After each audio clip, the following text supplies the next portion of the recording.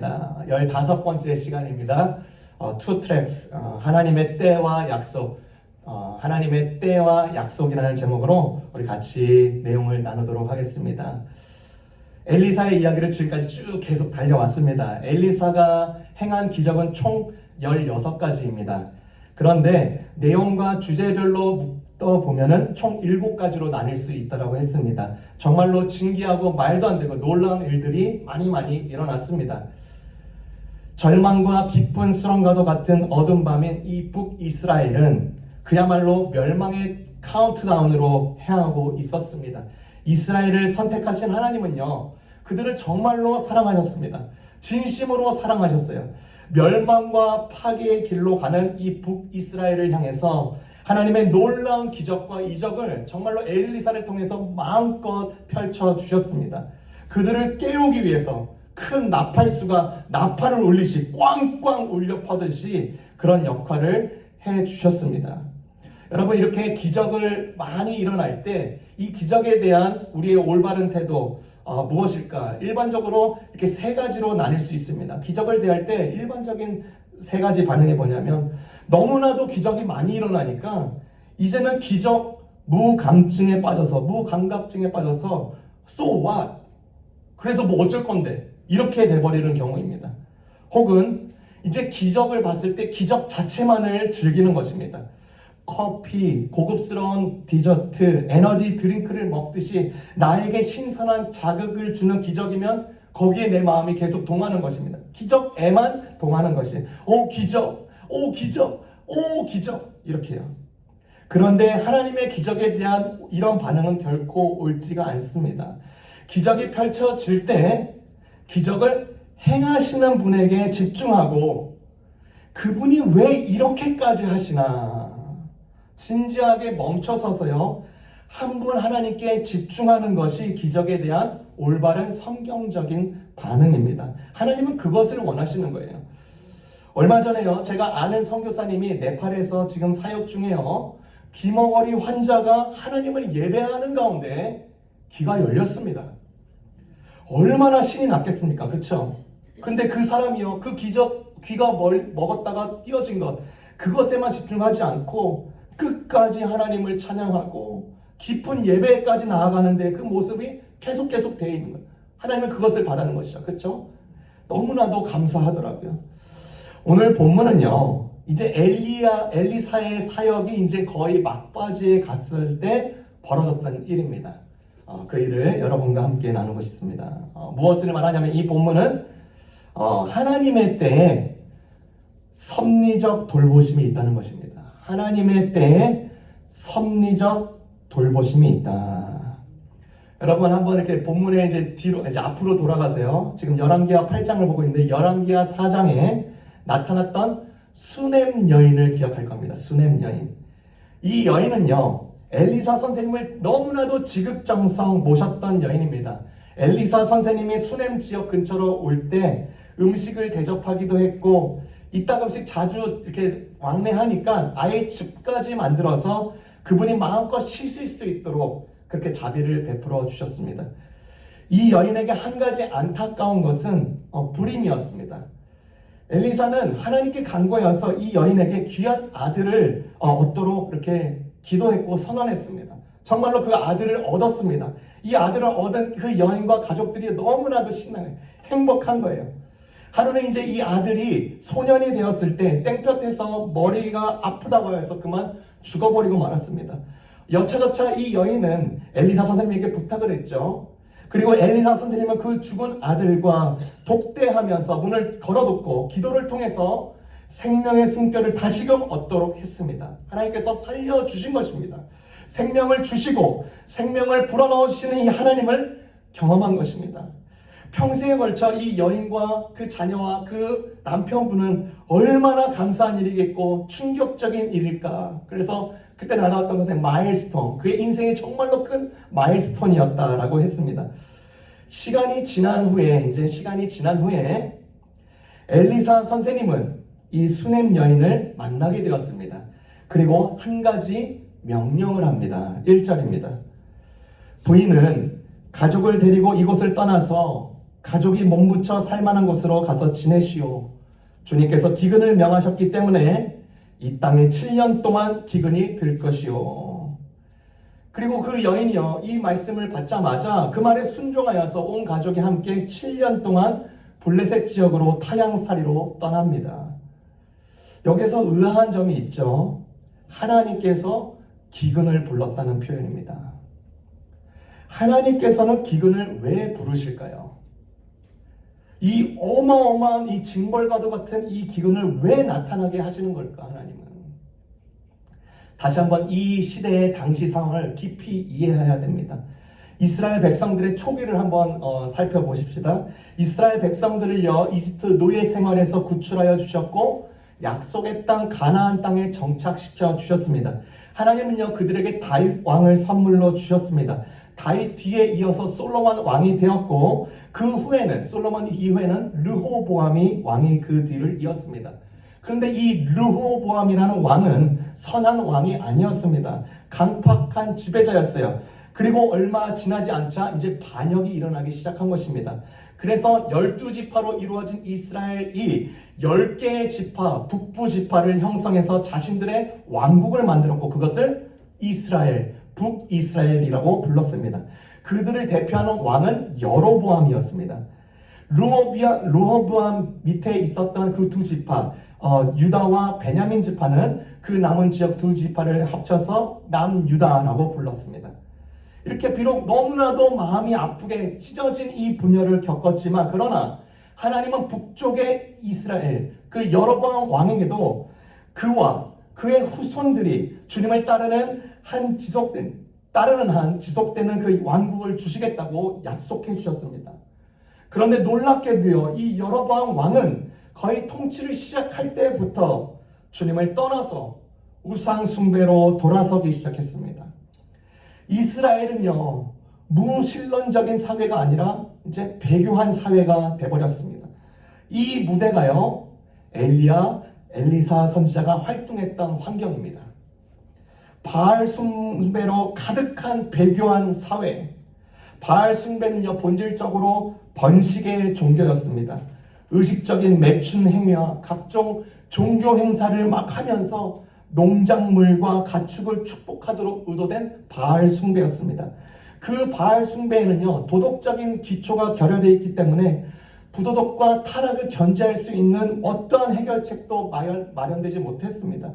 그 결과 이스라엘 사람들은요, 자신들이 쫓아낸 가나안 사람들보다도 더 낮은 도덕적인 수준으로 떨어지고 말았습니다. 그래서 사실요, 엄밀히 말하면 이전에 훨씬 오래전에 모세 시대 때 하나님은요, 앞으로 이스라엘 백성들에게 귀한 말씀 꼭 기억하고 명심해야 되는 말씀을 레위기 26장 19절에서부터 20절을 통해서 미리 경고하면서 알려주신 말씀입니다. 말씀이 이래요. 내가 너희의 세력을 인한 교만을 꺾고 너희 하늘로 철과 같이 하며 너희 땅으로 녹과 같게 하리니 너의 수고가 헛될지니라. 땅은 그 산물을 내지 아니하고 땅의 나무는 그 열매를 맺지 아니하리라. 어마어마한 심판이죠. 하나님은 이 기근을 약속하셨습니다. 이스라엘 백성들에 대한 버리기보다는 그들을 다시 하나님께로 다시 돌아오게 하려는 의도에서 기근을 사용하심을 알려주셨습니다. 미리 알려주셨어요. 이때의 기근은 징벌이 아니라 어떻게든 살리려는 하나님의 몸부림인 것입니다. 여러분, 병원에서 근무하시는 분들은 잘 아실 것입니다. 환자들 중에 극성병이지만 그래도 병을 이겨낼 힘, 조금이라도 찬스가 있으면, 그리고 혹은 다른 사람은 이미 기운이 다 빠져버리고 찬스가 거의 없어져 버리고 생명의 불씨가 꺼져가는 사람도 있어요. 그렇죠? 살아날 가망성이 조금이라도 남아있는 환자라면 그 의사는 어떻게든 약을 주고 수술해서 살리려고 몸부림치는데, 이미 생명에 대한 가망성이 전혀 없는 환자에게는요, 약을 주는 것을 포기해버리고 수술 집도도 포기해버리고 맙니다. 기적과 마찬가지로요, 기근도요, 기근 자체로 돌아볼 것이 아니라 자기 자신을 돌아보고 자기 사회를 돌아보고 우리 교회 공동체를 돌아보고 하나님을 돌아보게 하려는 하나님의 단호한 조치였음을 알려주고 있는 것입니다. 살리려고 하는 거예요. 살리려고. 어떻게든 남아있는 그 믿는 성도들뿐만 아니라 이 심판의 트랙으로 계속 뛰어들어가는 그런 자들을 벗어나라는 하나님의 강력한 나팔이었습니다. 이 수넴 여인은요, 부유했습니다. 동네에서도 인정을 받았어요. 살기 좋은 형편인 곳을 포기하고 엘리사 선지자의 말을 따라서 그 힘든 타향살이로 떠납니다. 7년 동안이요. 7년을 마치고 7년이 지나자 이제 돌아왔습니다. 7년의 흉년이 끝났기 때문에 엘리사 선지자의 말대로 이제 돌아온 거죠. 그런데 큰 문제가 생겼어요. 자신의 재산과 터, 밭, 집이 다 상실되고 말았습니다. 기원전 850년부터 기원전 800년 사이에 지금 일어나고 있는 이 시대적 배경인데, 그때 시대에 관공서 시스템이 얼마나 잘 되어 있겠습니까? 안 돼 있죠. 아마도 누군가가 그 수넴 여인의 소유를 취했거나 아니면 왕이 국가로 귀속했을 것입니다. 이 여인이요, 너무나도 원통하고 억울하고, 그쵸? 그래서 이제 왕에게 청혼을 하려고 가고 있는 거예요. 이 여인이 그 왕에게 청혼을 하려고 가고 있는 그 시점에 그 이스라엘 왕의 요람 왕은 어느 한 자와 대화를 하고 있었습니다. 누구냐면 게하시입니다. 여러분, 게하시가 누구죠? 게하시? 엘리사 선생님의 수행원이자 비서였습니다. 여기서 의문이 있죠. 그렇죠? 게하시는 그 열왕기하 5장에 나오는 나아만 장군이 고침을 받았을 때 어마어마한 선물에 탐욕을 부려서 그 선물 일부를 가로챘습니다. 엘리사 선생님은 그 사실을 알았고 게하시는 문둥병 저주가 그에게 임했습니다. 그리고 게하시는요, 그 이후로부터 문둥병 환자는 무조건 격리하게 되어 있습니다. 그러니까 엘리사 선생님의 이제 사원 역할을 이제 못하게 된 것입니다. 그 이후로. 이것이 열왕기하 5장의 내용인데 왜 8장에 가서 다시 게하시가 어떻게 등장하고 있는 것인가 질문으로 남게 되죠.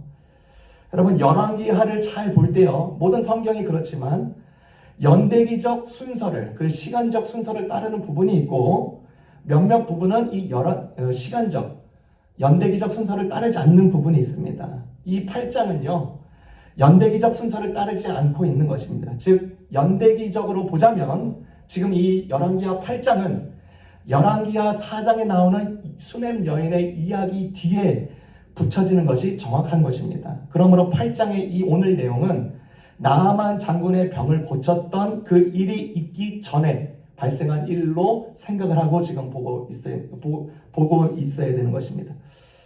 이스라엘 왕 요람이요, 이 엘리사 선지자의 그 사환을 게하시를 초청한 이유를 보니까 엘리사 선생님이 한 큰 일들을 자기에게 말해달라고 했습니다. 이 요람 왕은요, 예전에 있었던 그 모압과의 전쟁에서 엘리사의 능력에 대한 그 비상한 그 능력을, 그 비상한 관심을 가졌기 때문에 그 일을 시키고 있는 것입니다. 모압과의 전쟁 기억하시죠? 모압과의 전쟁에서 물이 피색깔로 변하게 보여서 적군이 계략에 말려서 이스라엘 군이 쉽게 물리쳤던 일이 있었습니다.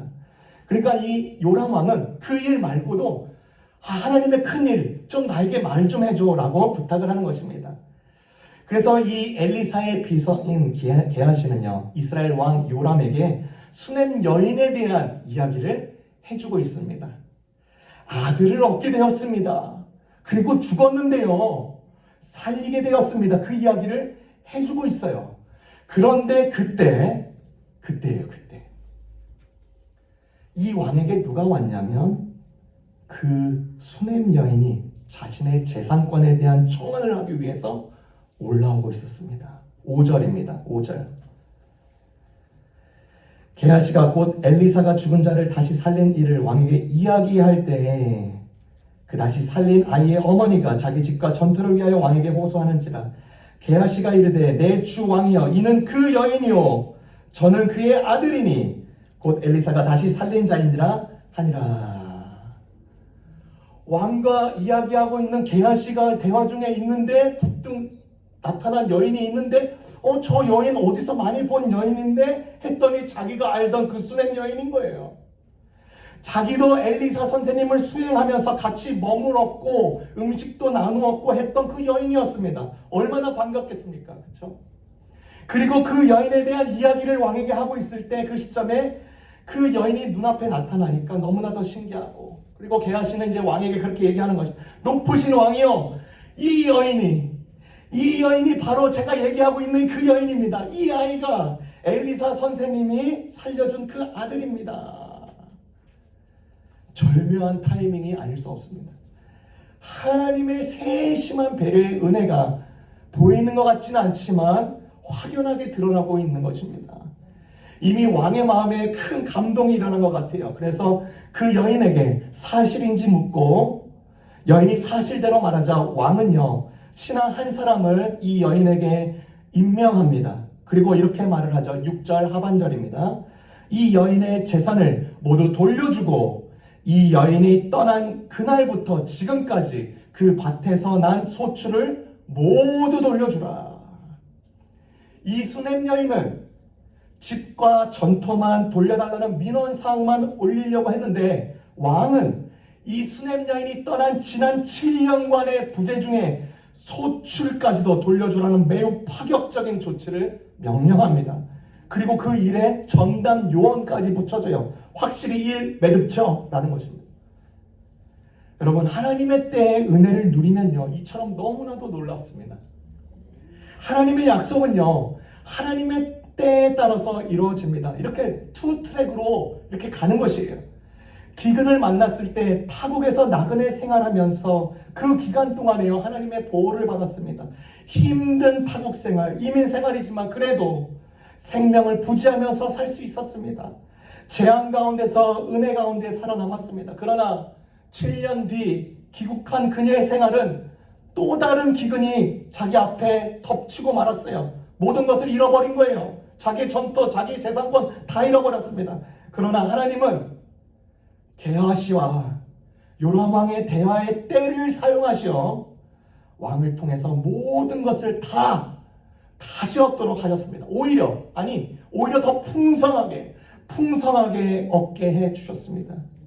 믿음의 성도 여러분, 명심하셔야 됩니다. 성도된 우리는요, 우리가 가진 달력만 있지 않습니다. 하나님의 달력도 있는 거예요. 인간의 달력은요, 우리 생각 범주 안에 있는 것이, 우리가 생각하고 판단하고 계산할 정도 안에서만 역할을 합니다. 2022년에는 내가 개인적으로 무슨 일이 있었고, 2023년 8월에는 무슨 일을 했고, 2024년에는 이러한 사건이 있었구나. 이 정도입니다. 이 정도예요. 그러나 하나님의 달력은 우리의 범주 밖입니다. 하나님의 시간과 타이밍은요, 인간의 달력과 결이 달라요. 너무나도 정교한 시간에 완벽한 계획이 일어납니다. 마치 슈퍼컴퓨터가 미리 세팅해 놓은 것처럼 하는 것입니다. 슈퍼컴퓨터가 무색할 정도인 것입니다. 작년에 저희 교회 측에서 교역자 사택을 위해서 알아보고 있는 중이었습니다.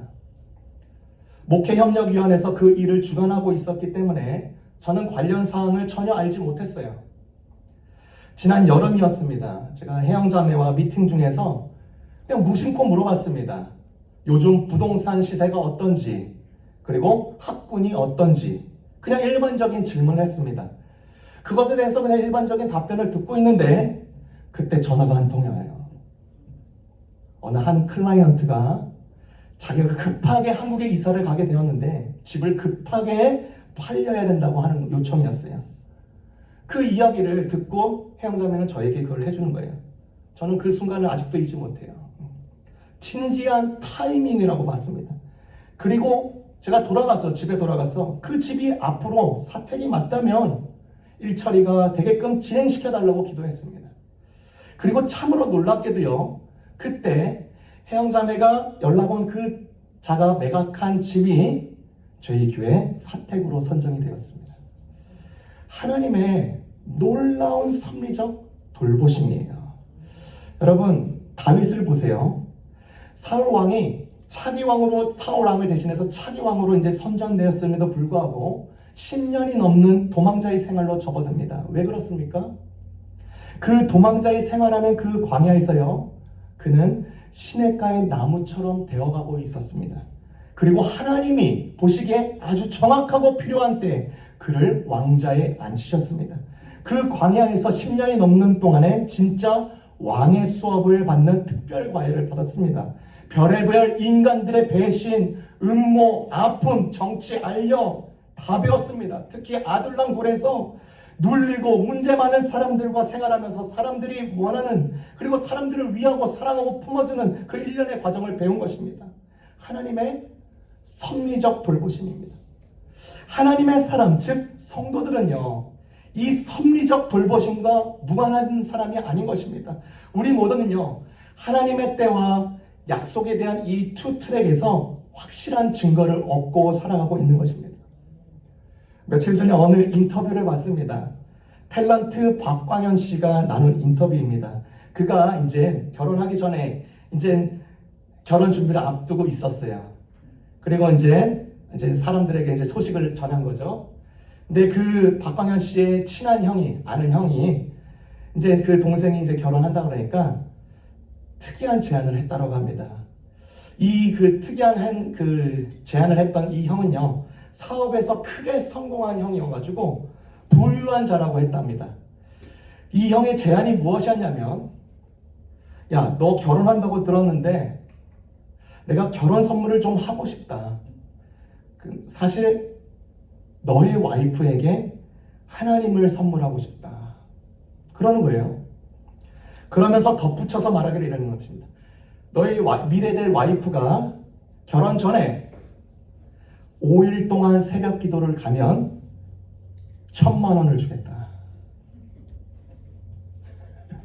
여러분 어떠세요? 아유 목사님 5일이 뭡니까? 40이라도 합니다. 50이라도 해줘. 그러시겠죠? 이 형은요, 하나님과 하나님에 대한 신앙을 돈으로 시험하려고 하는 게 아니라 정말 이 사랑하는 동생의 와이프가 될 사람이 하나님을 알았으면 좋겠다는 진심에서 시작한 것입니다. 내가 하나님을 선물해 주고 싶다. 이것이 그의 진짜 본심이었습니다. 얼마나 감격스럽습니까? 그렇죠? 그래서 그 미래될 와이프가요, 그 남편 통해서 그 형의 제안을 들었습니다. 그리고 돈을 얻을 거니까 새벽 기도에 참석해야지가 아니라 오히려 이런 마음이 들었답니다. 아니, 이 사람은 도대체 뭐 때문에 이렇게까지 하는 거지? 그러니까 돈 때문이 아니라 이 형이 제안한 진짜 동기가 호기심이 같고 새벽 기도를, 그 마음을 가지고 새벽 기도를 참석했다고 합니다. 그리고 그 와이프가 정말로 그 새벽 기도를 통해서 하나님을 믿게 되었습니다. 하나님께서 그 형의 아이디어와 진심을 통해서 하나님의 때에 귀한 영혼이 주님께 돌아오게끔 했어요. 하나님의 놀라운 섭리죠. 돌보심입니다. 여러분 본문으로 돌아가세요. 본문의 이 존귀한 수넴 여인과 함께 하나님께서 섭리를 베푸신 이야기를 보면요, 또 의문이 들 수 있습니다. 아니 왜 하나님은 이렇게까지 고생을 시키시나? 그냥 애초부터 기근을 부르지 않으시면 되는데 왜 7년 타양살이를 하게끔 기근을 허락하시고 왜 또 다시 넘치시게 주시는 거야? 장난하시나? 골탕 먹이시나? 시험하시나? 뭐 하는 거야? 이번에 여러분 그 초반에 그 말씀드렸던 이스라엘의 현 상황을 잘 기억해야 됩니다. 이 이스라엘 전체 사회는 바알 숭배로 인해서 무신론적인 사회가 아니라 배교한 사회가 되어버렸습니다. 이들을 깨우시기 위해서 하나님은 때로 강한 채찍을 들기도 하십니다. 죽이려고 하는 게 아니라 돌이키게 하려고 기근을 사용하십니다. 비록 전 국가적인 기근이었지만 이 여인은 타양살이를 통해서 생명을 보장받았고 여전히 하나님의 은혜의 날개 아래 통해서 그렇게 목숨을 부지할 수 있었습니다. 그리고 온전한 회복을 누가 하시게 하는지 하나님은 분명히 그분의 때에 그분의 약속을 이 여인을 통해서 드러내셨습니다. 이렇듯 하나님의 세계는요, 강력한 두 개의 씨앗이 있습니다. 하나님의 때라는 씨앗, 하나님의 약속이라는 씨앗. 작고 볼품없어 보이는 씨라 할지라도 그 작은 씨앗 하나에서 모든 것이 시작되는 것입니다. 하나님의 때, 하나님의 약속을요, 절대로 터부시하거나 하찮게 여겨서는 안 됩니다. 작지만 확실히 강한 이 하나님의 씨앗은 반드시 이루어지고 있음을 본문을 통해서 우리에게 도전하고 있습니다. 제가 지난주에 마트에 가서 수박을 사려고 할 때예요. 저는 수박을 잘 고르는 방법을 알고 있었습니다. 맛있는 수박이요. 수박 배꼽이 작아야 됩니다. 그리고 겉에 그 물결 무늬가 진해야 돼요. 그래서 제가 배꼽 제일 작은 것과 겉 색깔이 진한 거를 찾고 있는데, 저쪽에서 키가 저보다 훨씬 큰 아프리칸 아메리칸이 제 쪽으로 오는 거예요. 여러분, 미국 유명한 래퍼 스타 그 스눕독이라고 있어요. 스눕독. 스눕독처럼요, 온몸에 금으로 치장하고 목걸이에다가 스냅백 모자를 쓰고 선글라스를 끼고 오는 거예요. 밤인데도 그렇게 선글라스를 끼고 오는 거예요. 굉장히 몸도 좋고 멋있어요. 근데 저한테 말을 걸려고 하나 저한테 오는데, 그 사람도 제 옆에서 수박을 고르고 있었습니다. 고르고 있는데 이 사람이 저한테 질문을 합니다. 너 어떤 수박이 맛있는 줄 알아? 이러는 거예요, 저한테. 그래서 당연하지, 자신 있게 말했습니다. 배꼽이 작고 겉 물결 무늬가 색진한 거 찾으면 돼. 그랬더니요, 저를 보고 비웃습니다. 그러더니 이렇게 말해요. 그거보다 더 중요한 것이 있어. 손으로 수박을 쳤을 때 통통통 거리면서 약간 비어있는 소리가 나야 진짜 수박이야. 그래? 그래서 저는요, 배꼽이 가장 작으면서 또 물결이 가장 진하면서 그 소리가 통통통 하는지, 통통통 치면서 할로우 소리가 나는지 계속 시험했어요. 그러니까 그 스눕독 닮은 사람과 제가 계속 그 수박을 치면서 계속 고르고 있는 거예요. 그랬더니 어떤 아줌마가 저희 모습을 보면서 웃으시면서 오는 거예요. 니네 뭐하냐, 웃으면서. 그래서 그렇게 말해줬더니 웃으면서 가요. 이 남자가 좋은 것을 고르고 이제 가기 전에 저한테 아주 좋은 이야기를 해줬습니다. 야, 씨 없는 수박도 있고 씨 있는 수박이 있는데 씨 있는 수박을 골라라. 씨 없는다는 것은 이미 조치를 취한 거고 조작된 거니까. 모든 만물에는 씨가 있는 거야. 그걸 잘 기억해야 돼. 씨가 중요한 거야. Seed matters. 이러면서 딱 가요. 아니, 잘났다 이놈아. 그러면서 제가 하고 싶었는데 참았습니다. 돌아와서 생각해보니까 이 말이 맞습니다. 씨가 중요하다. 모든 것이 씨와 관련되어 있습니다. 그렇죠? 씨앗이 없는 땅에는요, 생명력이 있는 그 어떤 것도 창조되지 못합니다. 씨앗이 모든 것의 시작입니다. 하나님의 세계에는요, 뿌려진 씨앗이 있어요. 하나님의 때라는 씨앗, 하나님의 약속이라는 씨앗. 하나님은 이 씨앗을 뿌려 놓았기 때문에 우리의 인생은 그 두 트랙 위에서 놀라운 섭리적 돌보심을 맛보면서 살아가게 되는 것입니다. 하나님이 타이밍을 기다리다가 신뢰하려면 더딜 수도 있습니다. 그분의 완벽한 계획에 흔들리지 않는 믿음이 필요한 것입니다. 하나님의 약속을 기다리는 것은 우리의 믿음, 또 그리고 우리의 인내의 연습인 것입니다. 그래서 성경에는 많은 하나님의 때와 약속들의 성경 구절을 가지고 있는데요, 저는 그 성경 구절을 읽음으로써 설교를 마치고자 합니다. 주님을 기다리라, 강하고 담대하며 주님을 기다리라. 시편 27편 14절. 사랑하는 자들아, 죽게는 하루가 천년과 같고 천년이 하루와 같은 이 사실을 잊지 말아라. 베드로후서. 모든 일에는 때가 있고 하늘 아래 모든 일에는 때가 있느니라. 전도서 3장. 너의 마음을 다하여 여호와를 신뢰하고 내 지혜를 의지하지 말라. 내 모든 길에서 그를 인정하라. 그러면 그가 너의 길을 곱게 하실 것이니라. 잠언 3장. 선을 행함에 지치지 말자. 우리가 포기하지 아니하면 때가 되어 거두리라. 갈라디아서 6장. 내 생각은 너의 생각과 다르고 너의 길은 내 길과 다르다. 이는 여호와의 말씀이니라. 하늘이 땅보다 높은 것 같이 내 길은 너의 길보다 높고 내 생각은 너의 생각보다 높다. 이사야 55장. 내 때는 주님 손에 있나이다. 내 원수와 박해받는 자의 손에서 나를 구하소서. 시편 31편. 이 두 트랙 위에서 하나님의 때와 약속을 정말로 그 누구보다도 소망하고 또 우리가 인생의 마지막까지 정말로 이 수냄 여인의 것만 아니라 정말로 우리 모든 성도들의 삶 가운데도 계속 결실되고 열매로 드러나시기를 주님의 이름으로 축원합니다.